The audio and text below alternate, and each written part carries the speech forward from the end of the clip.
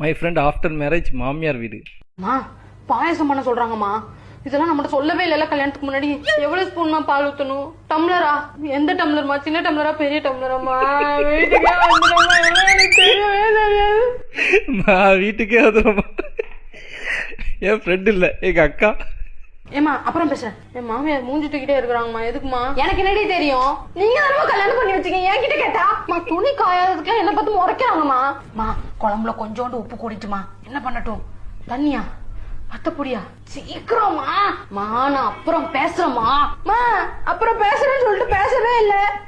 கல்யாணம் முடிச்ச கையோட இல்ல எல்லாரும் கை கையில விட்டுட்டீங்கல்ல. என்ன மறந்துட்டீங்கல்ல? மா கேரட் சின்னதா வெட்டணுமா பெருசா வெட்டணுமாமா?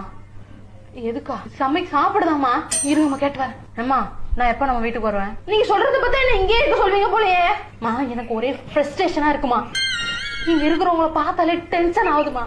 சின்ன வயசுல நீங்க என்ன சொன்னீங்க? தெரியாத ஆட்களோட பேசக்கூடாது, தெரியாத ஆட்கள் எது கொடுத்தாலும் வாங்கி சாப்பிடக்கூடாதுன்னு சொன்னீங்கல்ல. இங்க இருக்கிற யாரையுமே எனக்கு தெரியலமா. இங்க இருக்க யாரையுமே எனக்கு தெரியல. டேட் லிட்டில் பிரின்சஸ் இந்த வீடியோ பாத்துக்கோங்க. இதே மாதிரிதான் கண்டிப்பா நடக்கும். 100க்கு 110% இப்படிதான் நடக்கும்ல.